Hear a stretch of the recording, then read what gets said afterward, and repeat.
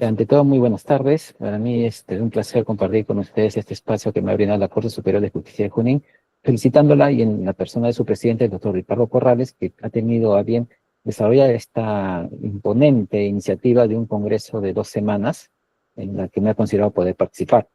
Luego excusarme de la presentación. Actualmente soy jefe de la Unidad de Gestión de Despacho Judicial del Consejo Ejecutivo del Poder Judicial, profesor principal en la Academia de la Magistratura. Mis grados académicos y demás conocimientos ya los dejo en la presentación. Pero bueno, vamos a tocar el tema del que me han convocado a hablar, ¿no? Acerca del sistema de tutela jurisdiccional, una propuesta transformadora para la justicia procesal. Quiero compartir con ustedes una visión distinta del derecho procesal, una que lo concibe no como un conjunto de reglas rígidas, sino como una herramienta de transformación social. Hablaremos del sistema de la tutela jurisdiccional de acuerdo a un libro que escribí hace algún tiempo, ¿no? Que se llama Introducción al Sistema de Tutela Jurisdiccional. Una propuesta que va más allá de lo técnico para convertirse en una apuesta ética por una justicia situada, sensible al contexto y al servicio de quienes han sido históricamente marginados del sistema. Esta presentación no busca ofrecer fórmulas cerradas, sino abrir un espacio de reflexión sobre cómo el proceso puede convertirse en una herramienta de justicia estructural. Todos los autores, o los mayores autores, han subrayado una importancia en las relaciones de poder político con el diseño del proceso legal, más que la influencia de ideología pura. No, la vieja distinción entre procesos inquisitivos y procesos en realidad no nos dice nada, porque a lo más lo que nos indica es quién tiene mayor control del proceso, pues identificar su origen, etc. Antes había otro tipo de propuestas, ¿no? Como identificar un proceso central en las partes, o un proceso central en el juez, o procesos de tipo garantista, o procesos de procesos paritarios o procesos jerárquicos, en fin. Sin embargo, ¿no? Dado que el derecho como un fenómeno social es un tema tan complejo que parece escapar a todo intento de clasificación excluyente, en dicho aspecto se debe precisar que uno de los problemas del derecho procesal es identificar como objeto de estudio la norma procesal y ver el proceso como un conjunto de actos reglados normativamente para llegar a un resultado dependiendo del criterio de justicia que se tenga. Sin embargo, el método del Estado para resolver conflictos implica mucho más que las formas establecidas, pudiéndose entender como un sistema compuesto de la interacción de dos elementos. Uno es la potestad que tienen las personas de ir al Estado y pedir y autorizarle que se inmiscuya en una relación tan íntima como ese conflicto para que lo resuelva en defecto de que ellos no puedan hacerlo directamente, y en correlación, una potestad de esta sociedad organizada políticamente llamada Estado, que a través de un funcionario específico puede resolver sus conflictos generando relación acción-jurisdicción. Lo cierto es que en América Latina es una región con un desarrollo complejo y singular en lo económico, social y político, en el cual se dan simultáneamente la construcción de las ciudadanías de los siglos XVII, XIX y XX, inclusive XXI, con un alto grado de desigualdad y pobreza. Las políticas de desarrollo han sido adoptadas e implantadas por modelos políticos externos sin tener en cuenta la complejidad de esta región. En ese sentido, en el área de administración de justicia se han desarrollado modelos procesales de acuerdo con la justificación del Estado activo, pero que al presente viene colisionando con los modelos de liberalización de mercados que proponen la reducción del Estado. Es así que en esta región compiten dos modelos democráticos, los modelos neoliberales y los modelos democráticos sociales.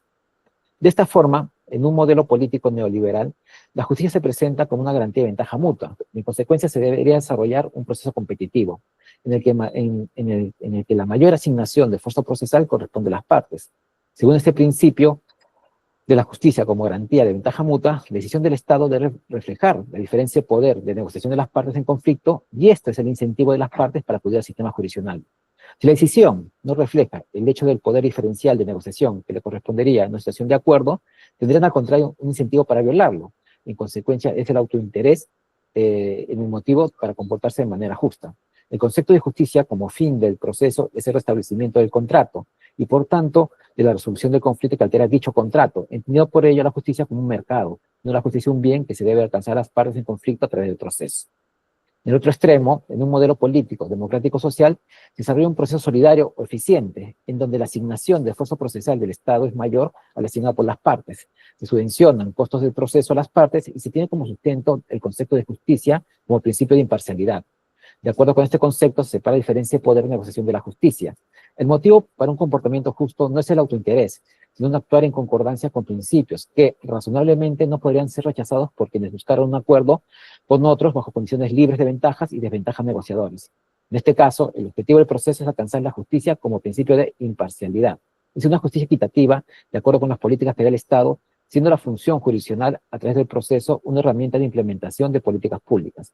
Así, el contrato social como fundamento del Estado no es la alineación de intereses particulares, sino que representan intereses comunes y se convierte en un modelo genético colectivo de aprendizaje permanente en el cual la función jurisdiccional trata de desarrollar. En este modelo procesal, el fin no es maximizar intereses personales, sino distribuir el bien justicia de manera equitativa. Por ello, el diseño procesal busca optimizar recursos, es decir, un proceso eficiente. Trasladando estos conceptos, se observa que los modelos procesales, entendiendo por ellos la forma de relación entre jurisdicción y acción, se desarrollan sobre la base de dos características fundamentales, unos que tienden hacia la jerarquización y otros que tienden hacia la coordinación. Esto en relación con el modelo de interacción entre acción y jurisdicción, de acuerdo con el modelo político, indicaría que los procesos con mayor grado de jerarquización se producen en un plano Y, en el eje Y, y los procesos que tienen un mayor contenido de coordinación se producen en el plano X.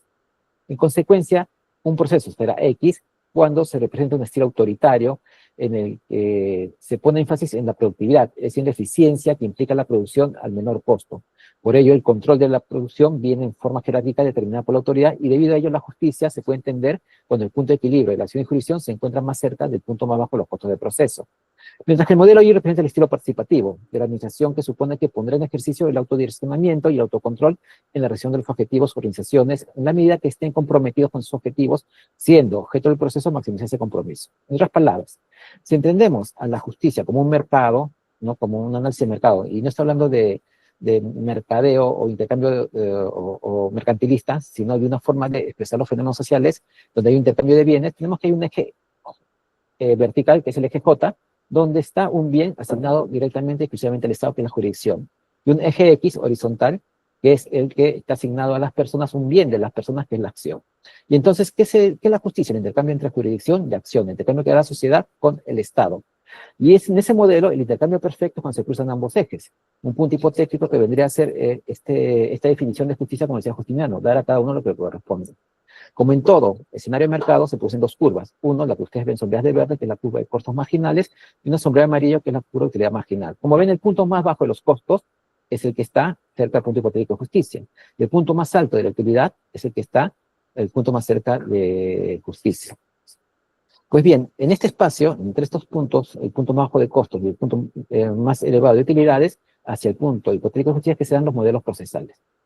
¿De qué depende un modelo procesal? ¿No? Depende si se opta porque el modelo es eficiente, es decir, busca la subvención o reducción de costos, o el modelo es útil, ¿no? Busca que cause utilidad a las partes. Y ahí se dan los modelos procesales que pueden ser de tipo activistas, oficiales, inquisitivos, y por otro lado los garantistas, adversariales o competitivos. ¿En qué se diferencian? En la mayor asignación de esfuerzo procesal. Cuando el principio es la eficiencia, la utilidad, es decir, se da a las partes la mayor asignación de esfuerzo procesal. Es por ello que ellos tienen la posibilidad de iniciar, desarrollar, impulsar y ponerle fin al proceso.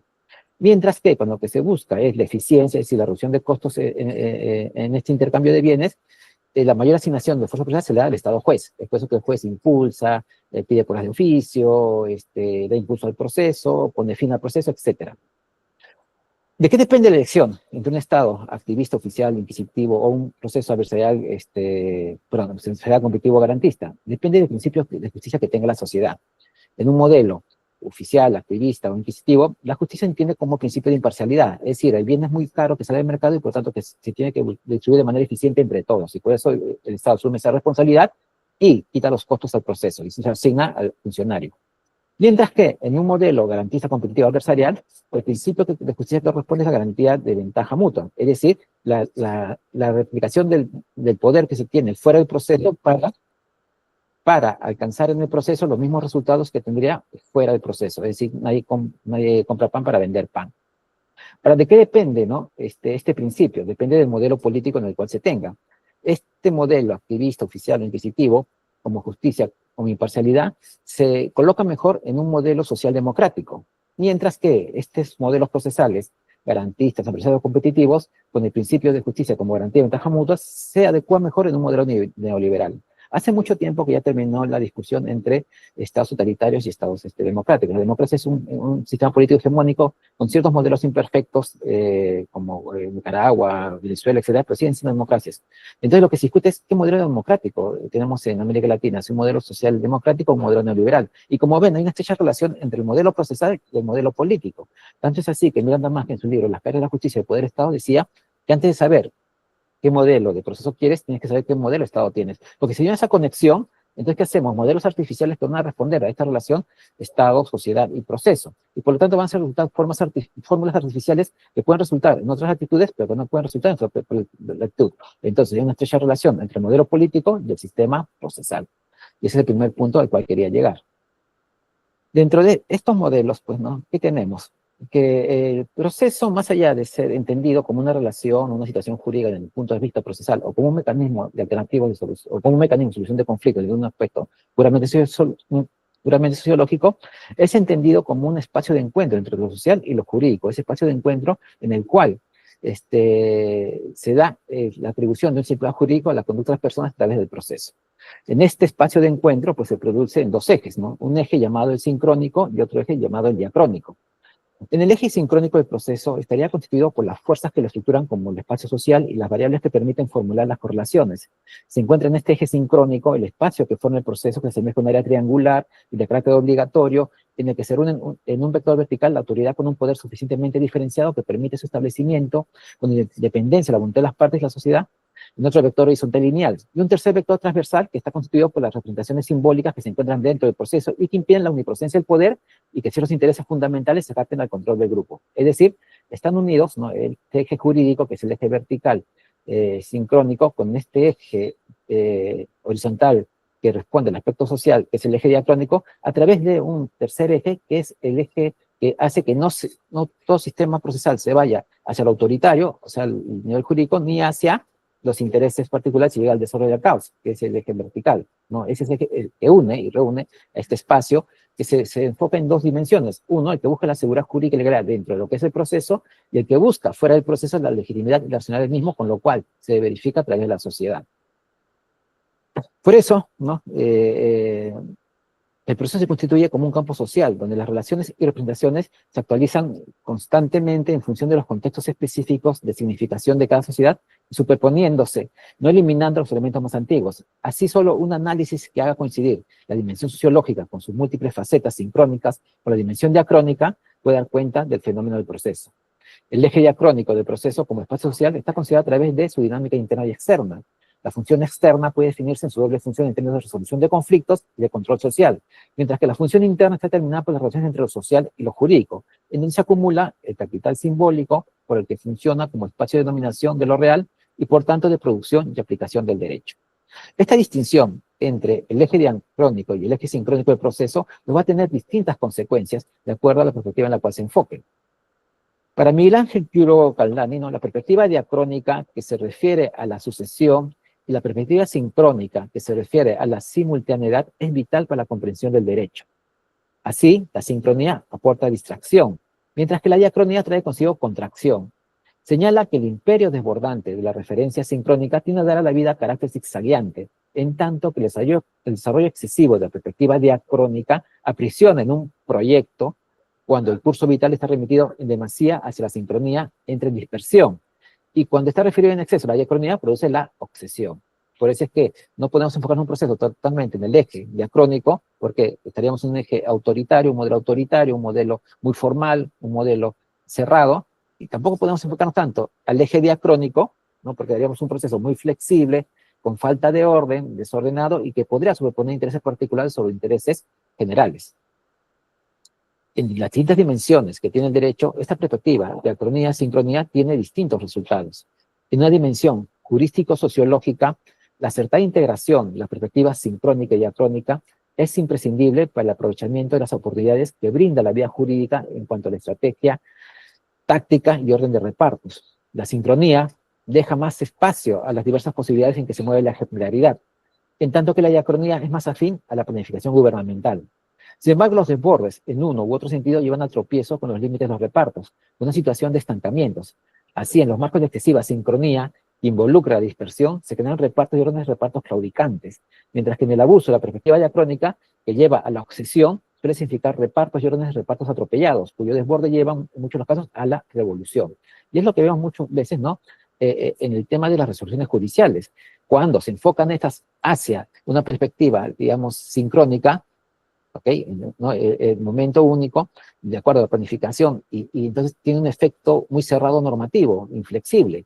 Pero cuando se enfoca mucho en la perspectiva diacrónica, ¿no?, en las posibilidades, puede producir la dispersión, Con lo cual muchas veces, ¿qué es lo que pasa? Que el juez se vuelve en legislador. Y ese es el problema de enfocarse demasiado en la justicia sincrónico-diacrónica dentro de la dimensión jurística sociológica. La dimensión jurística normológica, la sincronía, es más afín a las normas individuales, que se refieren a sectores sociales pasados, y la diacronía se vincula más con las normas generales, que captan a los sectores sociales futuros. Y eso también, ¿no? Se transmite, por ejemplo, en las resoluciones, sobre todo de las llamadas altas cortes o cortes de vértice o tribunales supremos, en las cuales, ¿no?, una perspectiva jurística normológica diacrónica se enfoca a la valoración del establishment, ¿no? Mientras que en una perspectiva sincrónica, más bien busca la integración de nuevos sectores, y tal vez la integración de estos nuevos sectores produce dispersión y una reorganización del derecho, con lo cual tiende a la mutación, más que a la seguridad jurídica. Dentro de una dimensión jurística diquelógica, la diacronía significa una fuerte integración de la justicia con la utilidad y los fines, es una justicia de llegada, mientras que la perspectiva sincrónica se vincula más con la justicia de partida. En una perspectiva jurídico-económica, ¿no?, una perspectiva sincrónica que implica una justicia de costos, mientras que en una perspectiva diacrónica, una justicia de utilidades, lo que tiene que ver con el modelo de proceso que voy a elegir. De esta manera, la sincronía se remite más al desfraccionamiento de las influencias de justicia de otros repartos y del complejo y de las consecuencias, en tanto que la diacronía atiende más al desfraccionamiento de las influencias de justicia del pasado y el porvenir. Se advierte que la perspectiva sincrónica excesiva, o sea, la dispersión, puede llevar a adjudicar el objeto no repartidero de la impuntualidad y al desborde no humanista al individuo, mientras que el exceso de la perspectiva diacrónica, es decir, la obsesión, puede llevar a adjudicar el objeto no repartidero de la precipitación del desborde no humanista del totalitarismo. Bueno, teniendo en cuenta, ¿no?, estas premisas acerca de los modelos de procesos y la implicancia del proceso con el modelo político, en esta presentación, el objetivo es exponer el fundamento crítico y social del enfoque procesal. A través de la crítica al formalismo, entendiendo el proceso como una herramienta adaptativa y de importancia para los contextos latinoamericanos. Tradicionalmente, el proceso judicial se ha entendido como una estructura técnica que garantiza seguridad jurídica, pero esa garantía no basta si las condiciones de partida entre las partes son estructuralmente desiguales. El derecho procesal debe ser más que una serie de pasos, debe ser un camino hacia la protección efectiva de los derechos, en particular de los más vulnerables. En América Latina, donde la exclusión social tiene raíces históricas, pensar el proceso desde el contexto social no es una opción, es una necesidad ética. Esta teoría abre un marco para articular derecho, equidad y transformación social. ¿Cuáles son los enfoques claves del sistema tutelar jurisdiccional? Pues se presenta en 4 dimensiones centrales del sistema. Primero, la relación Estado-sociedad, luego la coherencia política, tercero, la actuación social, y 4, el impacto transformador. Estos 4 enfoques no deben verse de manera aislada. La relación Estado-sociedad interpela al Estado como garante de derechos y a la ciudadanía como agente activo. La coherencia con el sistema político exige que los procedimientos reflejen los valores democráticos que sustentan el Estado. La actuación nos recuerda que la justicia no puede ser ciega al contexto, debe acomodarse a la lengua, cultura, territorio y condiciones de las personas. El impacto transformador es el llamado a que cada fallo produzca un cambio más allá del caso individual. Este es el marco desde donde se articula un proceso judicial comprometido con la realidad. Y por eso era necesario, ¿no?, presentar en un inicio esa estrecha relación entre Estado y sociedad, entre modelo político y proceso que se quiere tener. ¿Por qué? Porque el proceso, para que sea adaptable a la sociedad, al contexto social en el cual vivimos, tiene que representar esos valores democráticos que se establecen en el modelo de Estado propuesto. ¿Para qué? Para que tenga un impacto transformador, justamente a esos valores que se representan políticamente. Si no, sería pura forma, de la pura artificialidad, y solo nos redundaríamos o entraríamos en el proceso como un modelo o como un mecanismo de solución de controversias, cuando tiene una carga mayor, que es el impacto transformador. Dentro de este marco, ¿no?, del proceso con un impacto transformador, existe el objetivo de cómo operan las dinámicas de poder dentro del proceso. Por lo tanto, el objetivo es identificar cómo el poder opera dentro del proceso judicial, a través de identificación de brechas estructurales, asimetría entre las partes y riesgos de producción de desigualdades. En todo conflicto judicial existen relaciones de poder. Por ejemplo, una empresa con recursos y abogados expertos no está en las mismas condiciones que una comunidad que apenas accede a defensa legal. No podemos concebir el proceso como neutro, si una de las partes domina el lenguaje jurídico, los tiempos, la información y los recursos. Se propone que el sistema procesal reconozca esas asimetrías de poder y diseñe mecanismos para equilibrarlas. No se trata de favorecer a nadie, sino de generar condiciones mínimas de equidad para litigar. Entonces, no se trata de que el Estado subvencione los puestos de proceso de otras partes, ¿no? Sino que en el marco del proceso, justamente, se tengan en cuenta estas brechas estructurales. ¿Para qué? Para que no haya una asimetría de poder y finalmente se cumpla el principio de igualdad de partes, igualdad de armas. Porque si no, pues estaríamos otra vez ante pura forma y no sería un proceso en realidad. ¿Cuáles son las estrategias para equilibrar las dinámicas? El objetivo es proponer herramientas para corregir desigualdades dentro del proceso, a través, por ejemplo, de audiencias adaptadas, pruebas contextuales, medidas cautelares específicas y participación efectiva. Las estrategias para equilibrar el poder procesal son tan concretas como necesarias. Audiencias que se desarrollan en territorios afectados con intérpretes para pueblos indígenas. Pruebas que incluyen videos grabados con celulares, testimonios orales, mapas dibujados por la comunidad. Medidas cautelares que protejan a poblaciones vulnerables mientras el conflicto se resuelve. Estas herramientas operan como puentes, permiten que quienes históricamente han estado fuera del proceso encuentren una puerta abierta. La relación Estado-sociedad. El objetivo es enfatizar el valor institucional y simbólico del proceso, a través de la confianza institucional, el reconocimiento ciudadano y la justicia como vínculo ético. De esta forma, el proceso judicial no es solo un trámite, es también un espacio simbólico donde se expresa el vínculo entre Estado y sus ciudadanos. Cuando este vínculo se sostiene en la equidad y en la escucha activa, se fortalece la confianza pública. Pero cuando se sustenta en tecnicismos que excluyen, en resoluciones incomprensibles o inalcanzables, este vínculo se quiebra. Se propone pensar en el proceso como un acto de reconocimiento mutuo, donde el Estado no se presenta con un poder distante, sino como garante, sensible y cercano. Es así, ¿no?, que a través de esta estrategia en el componente relación Estado-sociedad se recupera la confianza institucional y el reconocimiento del ciudadano, siendo la justicia un vínculo ético de conducta entre el Estado y la sociedad, y no una simple forma, un simple resultado. En cuanto a la coherencia con el sistema político, el objetivo es alinear el proceso con los valores constitucionales y democráticos, a través de principios como la dignidad, la participación y la igualdad. Fallos que sean alineados con el proyecto político del Estado y una construcción de ciudadanía. Si el sistema político se define como democrático, plural y garantista, el sistema procesal no puede funcionar como si eso no existiera. La coherencia no es formal, es sustantiva. Implica fallar con perspectiva de derechos, evitar burocracias que obstaculicen la protección y actuar con transparencia. Un proceso coherente con el sistema político refuerza el Estado de Derecho, legitima a las instituciones y fortalece la idea de ciudadanía activa. En síntesis, la coherencia entre la justicia transformadora o el proceso transformador y la coherencia con el sistema político es alinear justamente esos valores establecidos en nuestra Constitución y constituyen a nuestra sociedad, ¿no?, con los resultados del proceso, en donde la dignidad, la protección y la igualdad sean presupuestos y soportes de este mecanismo. Y los fallos tienen que estar alineados con el proyecto político del Estado. De esta forma que si no hay proyecto político, pues los fallos son dispersos, ¿no? Tiene que haber un proyecto político en el cual los órganos jurisdiccionales apoyen al desarrollo, crecimiento, fortalecimiento y finalmente establecimiento de esos objetivos, ¿no? Y a través de esa manera construir una ciudadanía proactiva, ¿no?, en la cual se participe activamente de estos mecanismos. La actuación de las realidades sociales, cuyo objetivo es mostrar cómo el proceso debe ajustarse al entorno, a través de la diversidad cultural y territorial, el acorte de las barreras lingüísticas y tecnológicas y la flexibilidad normativa.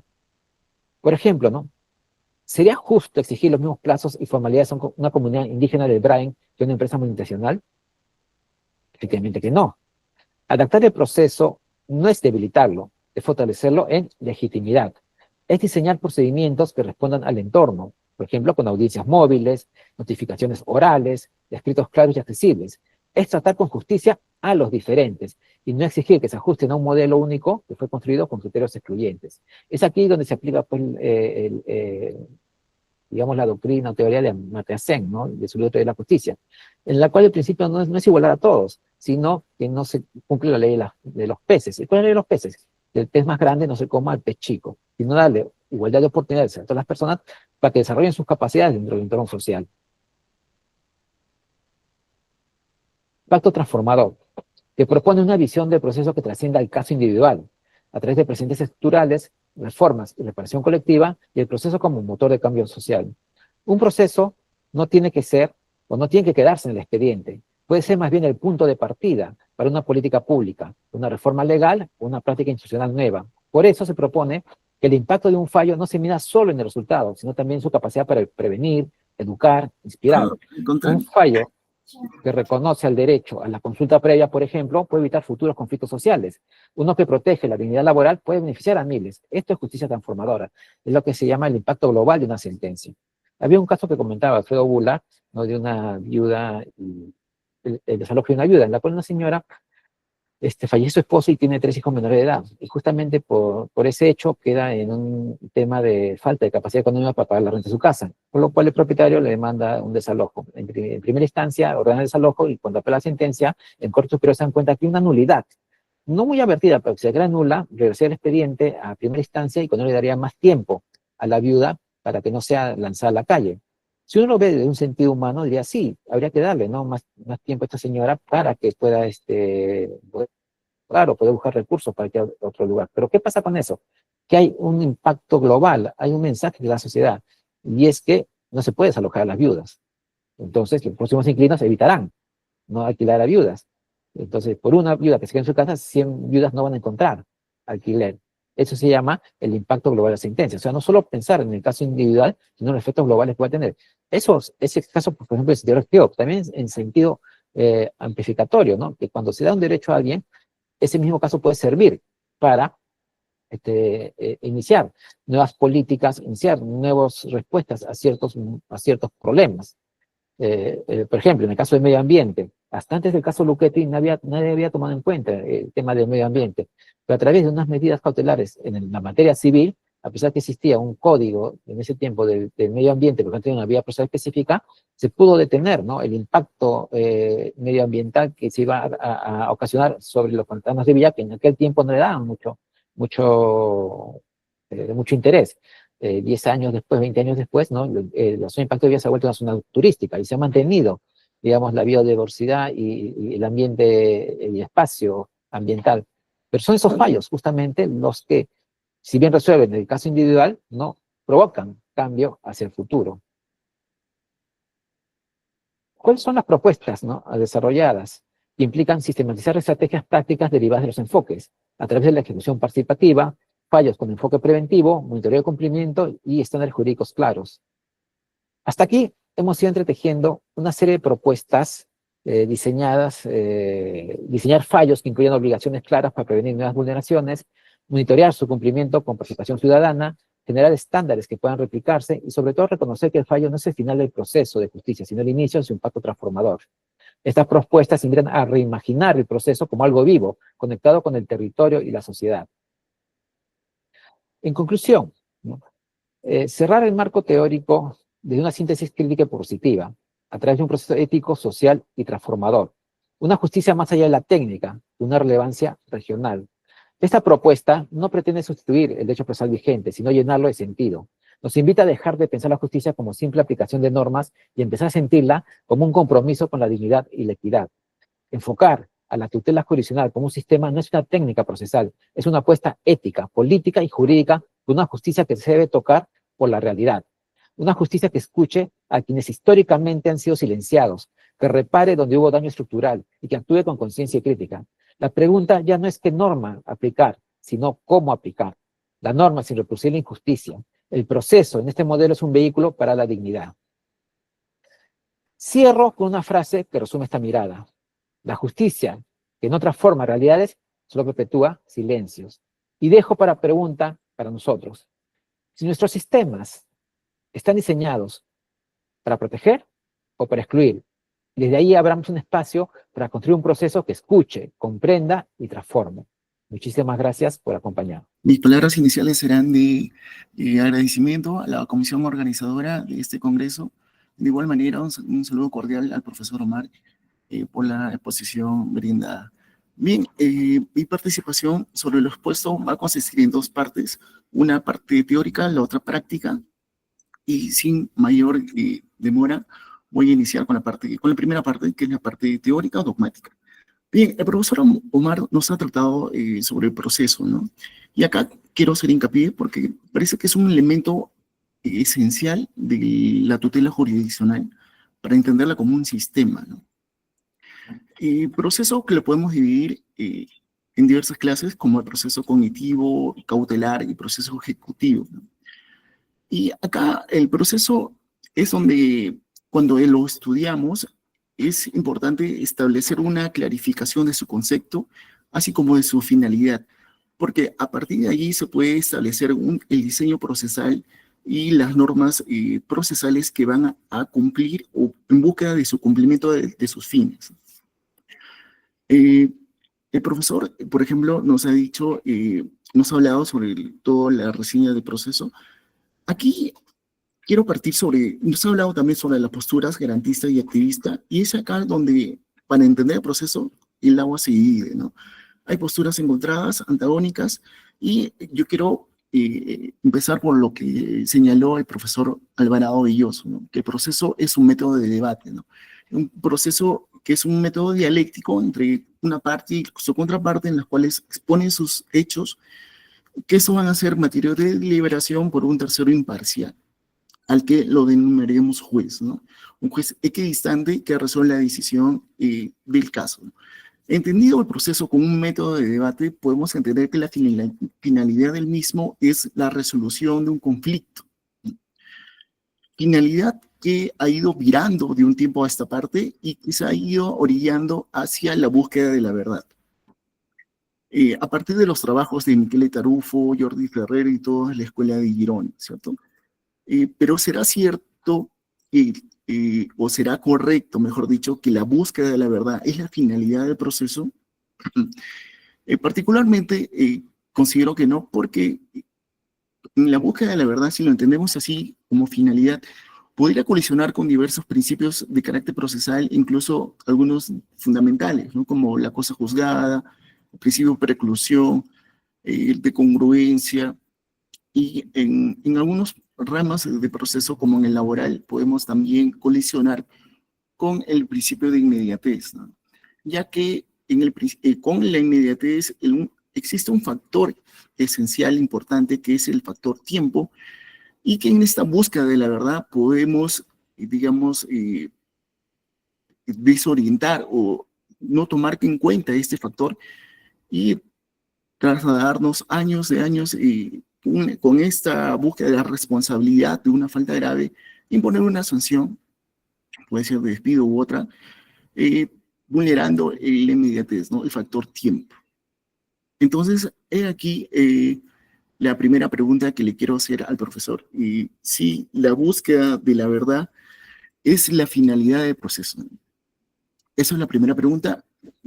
Y el paso a la otra parte, que es el aspecto práctico de una lectura de los ordenamientos procesales, bueno, en el aspecto laboral, que es donde me desempeño, desde el nacimiento del ordenamiento procesal laboral allá por los 1930, pasando por la ley 26636, la nueva ley, e incluso el actual proyecto de Código de Trabajo, nos damos cuenta que la legislación ha puesto su atención más que todo en el trámite, ¿no?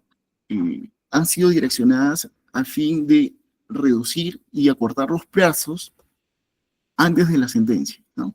Descuidando la etapa de ejecución.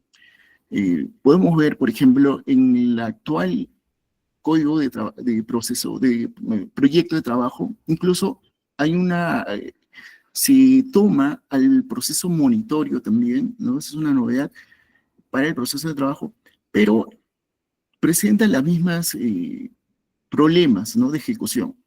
Solamente hay una ligera aminoramiento en la reducción de plazos, pero no es un flaco favor que lo hace para la etapa de ejecución, ¿no? Que es el gran cuello de botella, y no solamente en el proceso laboral, también en los demás procesos seguramente, ¿no? Entonces también este proyecto de código de trabajo, por ejemplo, elimina la audiencia de conciliación, ¿no? En la cual se basa en el ánimo conciliatorio de las partes, Y lo elimina, ¿por qué? Porque por su baja eficiencia, ¿no? Basta revisar la exposición de motivos del proyecto para darnos cuenta de eso, ¿no? Es más, lo que estamos, digamos, inmersos en la práctica jurídica, damos cuenta que la audiencia de conciliación ha perdido sus frutos, ¿no? Ha perdido vigencia, no surte efectos, ¿no? Prácticamente viene a ser una audiencia mesa de partes que lo único de lo que sirve es para la presentación de la contestación de la demanda, ¿no? No sirve para nada más. Por eso su eliminación en el proyecto. Pero lo que llama la atención es que esta audiencia de conciliación basada en el ánimo conciliatorio ha sido trasladada de la etapa de trámite a la etapa de ejecución bajo el ropaje o la nomenclatura de la audiencia de ejecución de resoluciones firmes, ¿no? También sustentada con el ánimo de conciliar.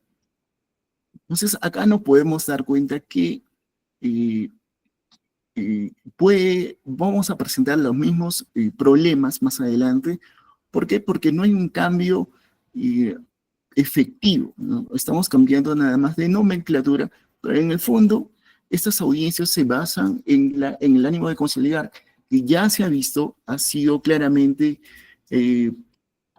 corroborado que no surte efectos, ¿no?, en el proceso laboral.